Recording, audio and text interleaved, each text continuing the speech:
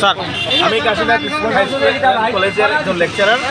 Kashinath high school and কলেজের একদম common রুমের পাশে এই ফুচকার দোকানগুলো অবস্থিত। আমরা এই জায়গায় আমরা ক্লাস নিতে পারি না। এখানে বিভিন্ন ধরনের আমরা দুই তলা থেকে দেখি বিভিন্ন ধরনের অপকর্ম এবং অসামাজিক কর্মকাণ্ড পরিচালিত হয়। আমাদের ছেলেমেয়েরা এদিকে লজ্জায় আসতে পারে না। কাশীনাথ স্কুল অ্যান্ড কলেজের ছাত্রছাত্রীরা শত শত ছাত্রছাত্রীরা বারবার পৌরসভাকে আবেদন দিয়েছে এই পৌরসভা এই ফুচকার দোকানগুলোকে সরানোর জন্য। একবার সরাইয়েছিল, 2 দিন পরে আবার তারা এখানে চলে আসছে।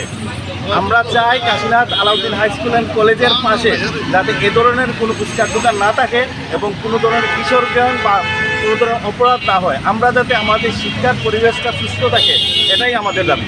দোকান বন্ধ করার জন্য স্কুলের পক্ষ থেকে, স্কুল অ্যান্ড কলেজের পক্ষ থেকে পৌর কর্তৃপক্ষকে অবগত করছেন কিনা? এটা আমরা পৌর কর্তৃপক্ষ থেকে স্কুল অ্যান্ড কলেজের ছাত্রছাত্রীরা 300 হইতে 400 ছাত্রছাত্রীর সিগনেচার সহ পৌরসভার টেবিলে আবেদন জমা দেওয়া আছে। এটা আপনারা স্কুলে দেখতে পাবেন।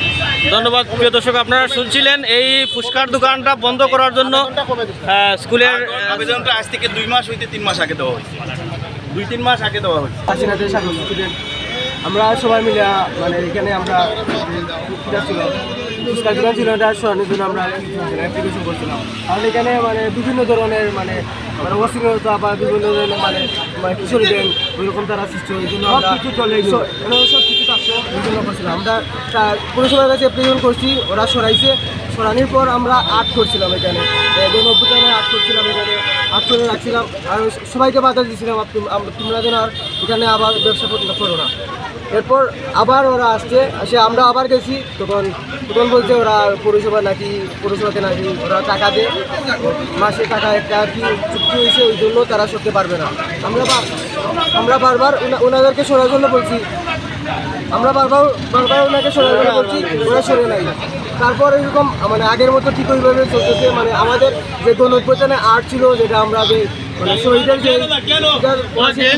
ওইটা পর্যন্ত তারা ঘুরে রাখছে। আমরা বলছি আপনারা এখান থেকে সরে অন্য জায়গায় যান।